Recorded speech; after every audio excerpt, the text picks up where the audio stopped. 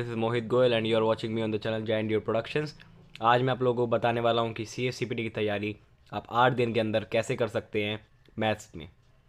Actually बात है कि आप लोगों को तैयारी तो शुरू से करनी चाहिए, आपको जितना टाइम मिला है 4 महीने का 5 महीने का। लेकिन कभी कभी क्या होता है, आपने तैयारी अच्छी तरह प्रिपरेशन करी है लेकिन आप लोग को अभी डर लग रहा है कि अभी हम एट दिस टाइम अगर हमको कुछ नहीं आता मान लीजिए मैथ्स में, तो अब क्या करें कि हमारे अच्छे मार्क्स हम स्कोर कर सकें। तो हम मैं आज आपको यही बताने वाला हूँ कि अच्छे मार्क्स स्कोर करने के लिए मैथ्स में आप लोग क्या कर सकते हैं, क्या एफर्ट्स कर सकते हैं इस टाइम पे एट दिस टाइम। 18 दिसंबर को 18 दिसंबर को आपका एग्ज़ाम है। तो 8 दिन के अंदर आप लोग कितनी प्रिपरेशन कर सकते हैं अच्छे मार्क्स स्कोर करने के लिए। तो आइए कंटेंट्स देखते हैं क्या क्या मैंने आपके लिए पहले ही मार्क कर रखा है, आपको कोई दिक्कत नहीं आएगी। टाइम वेस्ट ना करते हो ज़्यादा, सब मैंने मार्क कर रखा है।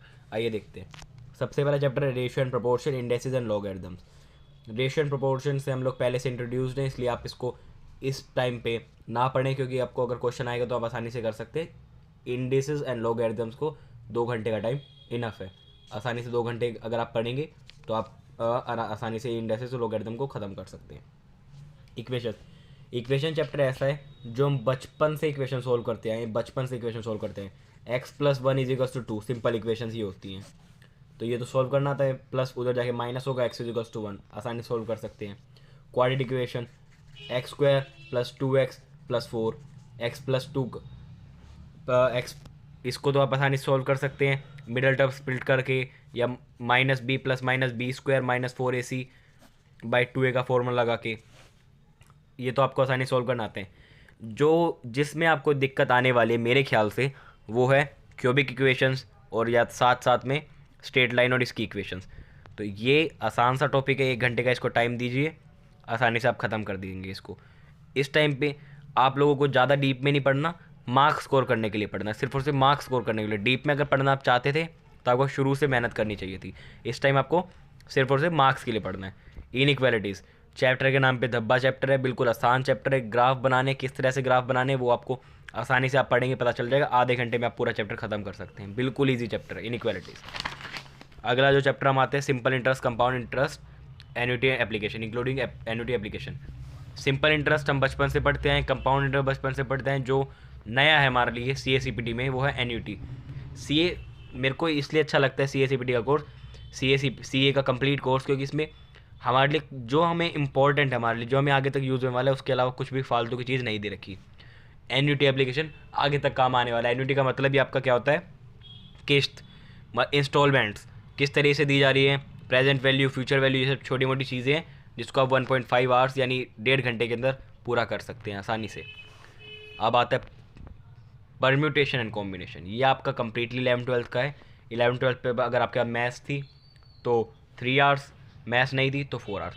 ये मैंने इसलिए 4 आवर्स लिखा, वैसे काफ़ी ब्रॉड कंसेप्ट है, लोगों को 3-3 4-4 दिन लगते हैं, लेकिन इस टाइम पे 3-4 घंटे में मार्क्स स्कोर करने के लिए आप आसानी से उसको पढ़ सकते हैं। अगर आपके घर में कोई एल्डर है जिसको मैथ्स अच्छा आता है, तो आप अगर उससे हेल्प लेंगे तो आपको और ज़्यादा फ़ायदा होगा और आप इसको जल्दी ख़त्म कर पाएंगे। लेकिन अगर नहीं है तो कोई दिक्कत, डरने वाली बात नहीं है, पढ़ेंगे समझ आएगा।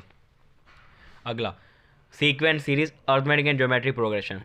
इसमें हम अर्थमेटिक प्रोग्रेशन से इंट्रोड्यूस्ड है। ज्योमेट्री प्रोग्रेशन हमें थोड़ा बचपन से डर लगता था लोग, बच्चों को, पता नहीं क्यों, मुझे आज तक नहीं पता चला क्यों, लेकिन फिर भी इसको आप 1.5 घंटे के अंदर इसको भी आसानी से ख़त्म कर सकते हैं। ज्योमेट्री प्रोग्रेशन में कुछ कुछ भी नहीं है। nth टर्म यानी लास्ट टर्म का फॉर्मूले हैं, और इसका सम अप टू n का फॉर्मूला है। ऐसे ही अर्थमेटिक में अर्थमेटिक मीन, ज्योमेट्रिक मीन, छोटी मोटी सी कंसेप्ट हैं। मार्क्स स्कोर करने के लिए आप इस टाइम पे पढ़ें, कोई आसानी से आप कंप्लीट कर पाएंगे। अगला सेट्स, फंक्शन एंड रिलेशन। ये आपका 11th का टॉपिक है। 11th एंड 12th में कंप्लीट कर रखा है इसको। अगर आपके मैथ्स नहीं थी तो आप इसको 3 घंटे में ख़त्म कर सकते हैं। सेट्स में कुछ नहीं है, वेन डायग्राम्स हैं। फंक्शंस, रिलेशन थोड़ा बहुत कुछ याद करने वाला एक चीज़ें हैं, और थोड़ी बहुत क्या है, छोटी मोटी कंसेप्ट है। वेन डायग्राम से जो थोड़ा अच्छा कंसेप्ट है, रिलेशन फंक्शन है, डोमेन रेंज है, और कुछ खास नहीं है इसमें। 3 घंटे बहुत हैं इसके लिए। लिमिट एन्युटी, लिमिट एन्युटी में कुछ नहीं, बेसिक सिंपल कंसेप्ट है, सिंपल कंसेप्ट है। मान लीजिए अगर इसका मैं बताता हूँ, लिमिट x टेंड्स टू 0 है, या फिर x टेंड्स टू मान लीजिए 2 है, तो अगर आपको क्वेश्चन सोल्व करना है, मान लीजिए कुछ लिख रखा है x² - 4 by x plus by x-2, तो अब लिमिट में क्या होता है, अगर आप 2 वैल्यू पुट करेंगे तो 0/0 आंसर आएगा। लेकिन इसके लिए क्या करें आप, वैल्यू रख दीजिए 1.99 या फिर 2.01। ये वैल्यू x की जगह रखिए, आपका आंसर आ जाएगा। ये है short take limit and continuity की। 2 घंटे इसको टाइम दीजिए, पढ़िए, आसानी से आप इसको ख़त्म कर सकते हैं। छोटा सा कंसेप्ट है, 11-12 में अगर आपके पास मैथ्स रही होती तो आप इसको कर पाते। Basic concept of differential and integral calculus. इसकी साइड तो आप नज़र भी मत मारिए, चैप्टर 9 को अपनी बुक में से फाड़ के फेंक दीजिए बेशक से। अगर आपने इस टाइम इंटीग्रेशन डिफरेंशिएशन को देखने की कोशिश करी तो आपके बाकी सारे कंसेप्ट छूट सकते हैं। डिफरेंशियल इंटीग्रल्स वैसे तो खैर आसान है, लेकिन इस टाइम पे इसको समझना थोड़ा सा मुश्किल हो जाता है। तो इसलिए डिफरेंशियल का मतलब तो होता है कि इस लाइन पे से, मान लीजिए सर्कल है, इस पॉइंट पे इसकी वैल्यू क्या है। एक छोटा सा कंसेप्ट, यानी ये सर्कल है, इस पॉइंट पे क्या वैल्यू होगी, उसको कहते हैं डिफरेंशियल। इंटीग्रेशन, मान लीजिए कुछ ऐसी कुछ फिगर है, कुछ ऐसा एरिया बन रहा है, तो इस एरिया को, कंप्लीट एरिया को कहते हैं इंटीग्रेशन, यानी किसी कुछ चीज़ों को इंटीग्रेट करना, आपस में मिलाना, इंटीग्रेशन। तो इनके लिए कुछ थोड़े बहुत फॉर्मूलेज होते हैं डिफरेंशियल इंटीग्रेशन के। वैसे तो मैंने आपको बताया आसान है, लेकिन इस टाइम पे याद करेंगे तो एग्ज़ाम के टाइम पे ज़रूर भूल जाएंगे। तो इसको आप छोड़ ही दीजिए इस चैप्टर को, क्योंकि इस टाइम हमें पास होना है। हमें इस टाइम पे टॉप नहीं करना, इस टाइम पे हमें पास होना है। अगर टॉप करना हो तो पहले से पढ़ना चाहिए था। इस टाइम पे हमें सिर्फ पास होने के लिए पढ़ना है। अगला, इस statistical description of data. Data के बारे में ज़्यादा कुछ नहीं है, डेटा के बारे में इंग्लिश लैंग्वेज में कुछ लिख रखा है, वो आप आसानी से पढ़ सकते हैं, 2 घंटे में पढ़ सकते हैं आसानी से। Measures of central tendency and dispersion. Measure of central tendency, mean, mode, median, ये हम लोग पढ़ते हुए आ रहे हैं, इसलिए आपको इसमें ज़्यादा दिक्कत नहीं आनी चाहिए। इसको भी आप 2 आवर्स में आसानी से ख़त्म कर सकते हैं। हाँ, बस एक चीज़ का ध्यान रखिएगा कि पढ़िए, कंसंट्रेशन से पढ़िए और लगातार पढ़िए। लगातार पढ़िएगा यहाँ पे मतलब है कि डिस्टर्बेंस नहीं होना चाहिए। आप अगर डिस्टर्ब हो रहे हैं बार बार तो आप कंसंट्रेशन से नहीं पढ़ पाएंगे, और आप जो पढ़ेंगे वो आपको समझ नहीं आएगा। कंसंट्रेशन से पढ़िए, आसानी से आप 2 घंटे में इसको ख़त्म कर पाएंगे। Correlation and regression, same to same. Measurement of central tendency का आगे बढ़ाओ इसको, मान लीजिए कोरिलेशन एंड रिग्रेशन। डाटाज हैं, ये डेटाज होते हैं ना, ये क्या होते हैं, इनमें आप टाइम थोड़ा सा दीजिए, थोड़ा सा याद कीजिए, और आप इस पर मार्क्स आसानी से स्कोर्स कर सकते हैं। आगे तक याद नहीं रहेगा, लेकिन एट दिस टाइम आपको मार्क्स स्कोर करने में हेल्प करेगा। Probability and expected value of bye mathematical expectation. इसमें क्या है, प्रोबेबिलिटी तो हम पढ़ते हुए आए हैं, 11-12 में थोड़ी हाई लेवल ऑफ प्रोबेबिलिटी चली जाती थी। वैसा कुछ यहाँ पे कुछ ज़्यादा खास है नहीं, वैसा कुछ खास यहाँ पे है नहीं।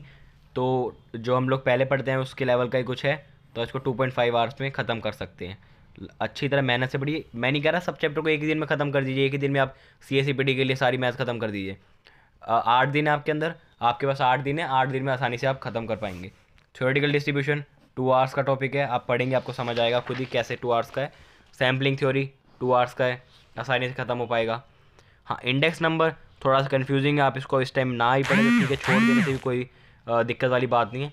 लेकिन अगर पढ़ते हैं इसको तो आप इसके 3 आवर्स में आप इसको ख़त्म कर पाएंगे। तो 3 आवर्स टोटल आपके 25 आवर्स बन रहे थे, लेकिन अगर इंडेक्स नंबर पढ़ते हैं तो 3 आवर्स और हम ऐड कर देते हैं इसमें, आपके 28 आवर्स 8 दिन के अंदर। तो 8 दिन के अंदर 28 आवर्स को आप किस तरह से डिस्ट्रीब्यूट करते हैं वो आपके ऊपर है। 28 आवर्स QA के लिए अगर आप देंगे तो आपके 50 में से 35 नंबर कोई नहीं रोक सकता, कोई भी नहीं रोक सकता। 35 नंबर आप आसानी से स्कोर कर पाएंगे। Thank you so much for watching my video. Do subscribe, do share, do like. और कोई भी आपका कमेंट है, कोई भी आप नई वीडियोस के लिए अगर रिक्वेस्ट करना चाहते हो तो आप कमेंट बॉक्स में लिख सकते हैं। Thank you so much.